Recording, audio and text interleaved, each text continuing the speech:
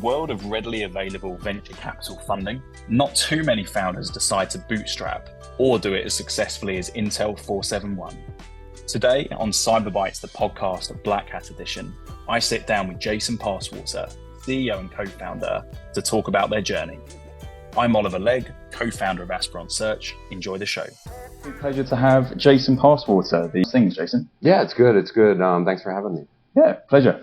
How's the week at BlackHat been so far? It's good. I'm from Dallas, so I'm used to the heat, but the dryness is kind of getting to me.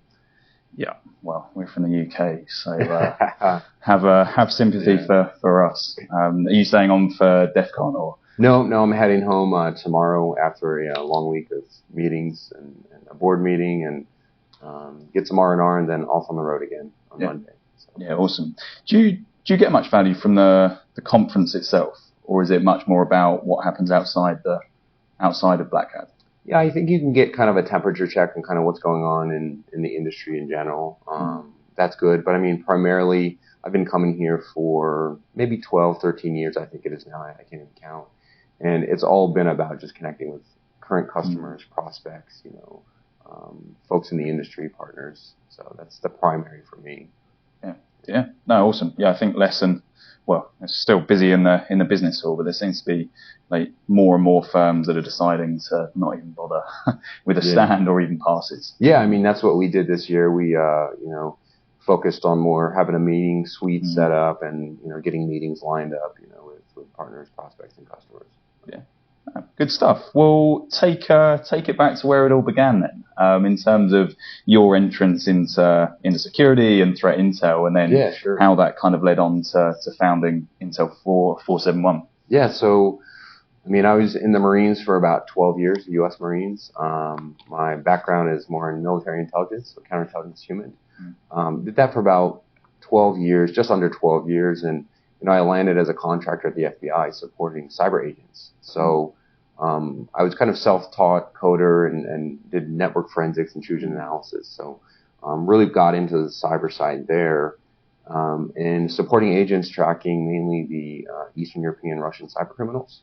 And really kind of got pulled into a case that, got exposed to the underground marketplace that kind of supports cybercrime. And my human intelligence background and then my technical kind of cyber side merged at that point. At the time, threat intelligence was really starting to kind of take shape. Fast forward, I met Mark Arena, the co-founder, in law enforcement. He was Australian Federal Police.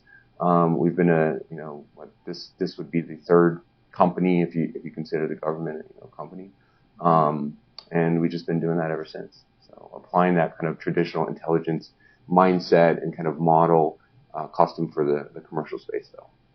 Yeah, awesome. And when did you actually decide, right, it's time to do this ourselves and set up Intel 471? And what was the idea between kind of finding a gap and finding a niche where you felt you could be genuinely different? Yeah, so I think what sets maybe me and Mark apart from some of our fellow executives is we're not finance folks, we're not business folks, back then. Of course, we've had to change, and now we're practitioners. I'm a traditional intel guy, big in law enforcement side, supporting that side of the equation. And what we saw in the industry, we are at another threat intelligence company, and we are running a global team around the world. And really that was not the product that went to the client. We did see that in the industry, a lot of the orgs, in particular in finance, on the financial side, were hiring traditional intel folks, and they were building actual capabilities. So we said, currently the product is typically going to be long form kind of reports from the vendor to the organization or to the company. They're now building their own teams. They're going to need the kind of raw, data and information that is used to create that. And that's what we specialized in, collecting the intelligence and the data and the information.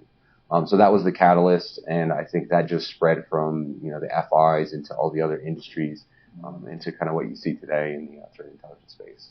Yeah, great. And there's obviously quite a few threat intel vendors now.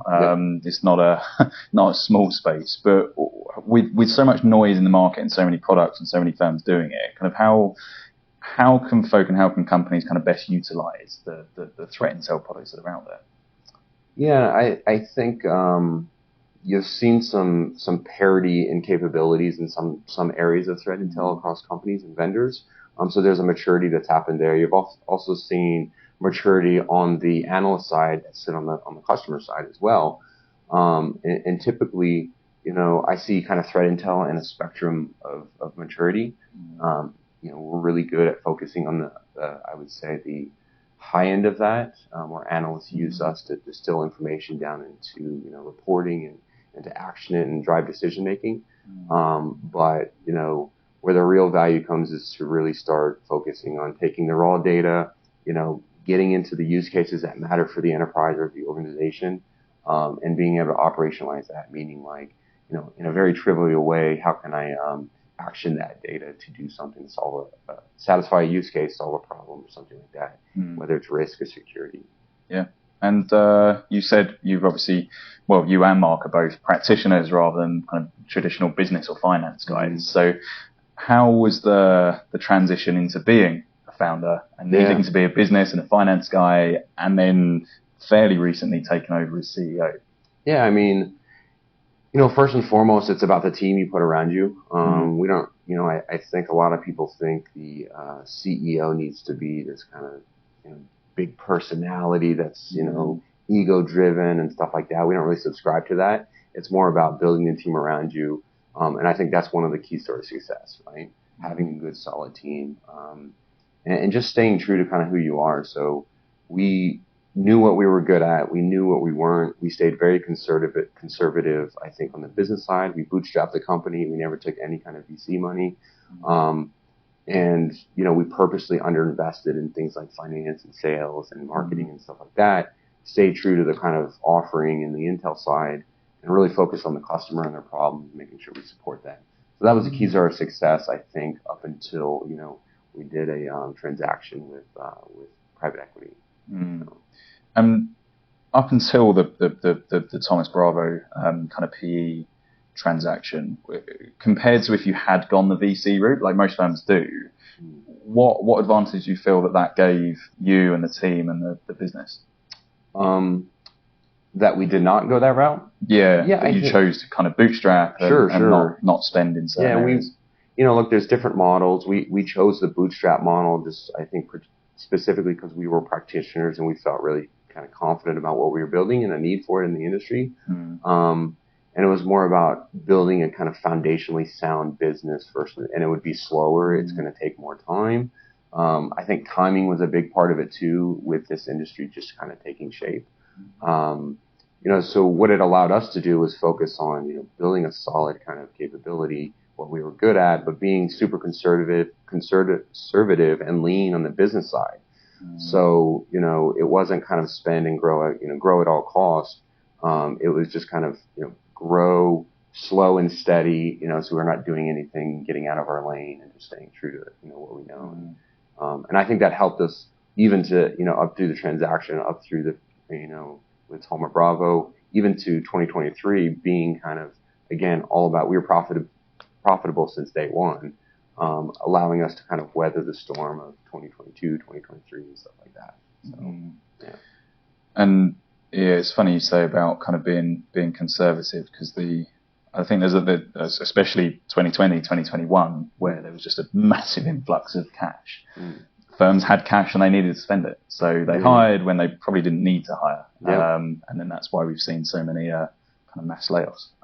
So it's good that you've managed to avoid that. Yeah, I mean, we've had our challenges and stuff. I mean, it's the nature of the business, right? And we've been able to kind of make proactive moves to make sure that we're prepared for what's potentially to come and what we see coming. But yeah, for the most part, I think we've benefited from, I think, almost in a weird kind of ironic way of not being the traditional kind of business, background and not following, what might be a typical model. And it allowed us to kind of be prepared for this kind of stuff. And the talent piece is going to always play into the success of any business. So has there been a challenge around like being able to attract talent not having that VC money, or have you found a way to kind of get past that? Yeah, that's a good question. I mean, I think, you've got kind of two different eras. I would say pre-2022, the challenge would probably be more on the, competing with the salaries that are, the big companies or the VC-backed companies. What we really did though is, Intel folks are about mission first, typically. We have a really good mission, and then just make sure you have a good culture and, you maintain that. And I think that's what really kind of brought in and attracted a lot of talent in. And, A talent kind of attracts other A talent. And that helped us a lot. And I found that, we didn't have a lot of challenges finding on the Intel side. We've always had a lot of folks that seem to want to work here. So that was beneficial to us. And then, the challenge I think would be more outside of the Intel side. We have a fairly sophisticated product. It takes a sophisticated sale, and pitch. So finding folks that can do that. So we're very particular about, the hiring process, bringing in different folks from marketing, sales. And you'll see even in our sales side, you'll see folks that have very similar backgrounds to our Intel folks. They might have an Intel background, a law enforcement background. They've been in the industry for a very long time. So, and I mean, you've hit on part of it in that you've already got an A grade team. But why else should top Intel and top kind of sales and go-to-market candidates be excited about you? What's the mission that can get more top talent interested? Yeah, I mean, look, my whole mantra within the company when it comes to sales, and you won't see us doing a lot of the flashy kind of buzzword type of marketing and sales. It's always going to kind of stay true to who we are, transparency, what we do and how we do it, and the mission is really what I think everybody can kind of get around. And the big thing is the culture too. So we have a standard culture across the entire company. It's not the sales side does it one way, marketing does it another, engineering the other way, Intel the other way. Once you can get that and you have to maintain it, matched with a good mission, it really kind of helps attract and retain talent.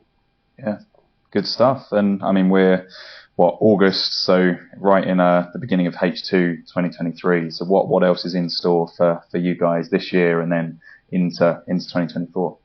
Yeah, I think really the first 4 months, I took over as CEO on March 1st. The first 4 months were just to make sure, I have a few tweaks to the vision and the strategy, but, Mark and I have been together for, I think almost 15 years now, so it's very similar. But get everybody aligned to that and focused and executing. The rest of the year is going to be about really kind of, taking threat intel to the broader business, outside of just say supporting a threat intel team that is, trying to support the business, focusing on kind of non-standard things, support to risk management, support to, fraud, or support to, different aspects of the business that Intel can support and may not be doing it. So. Yeah, good stuff. Well, looking forward to following the story and seeing how it goes. And thanks so much for coming on, man. Yep. Thanks for having me. Appreciate it. We hope you've enjoyed this latest episode of CyberBytes, the podcast. Please give it a thumbs up, subscribe, and tell your friends.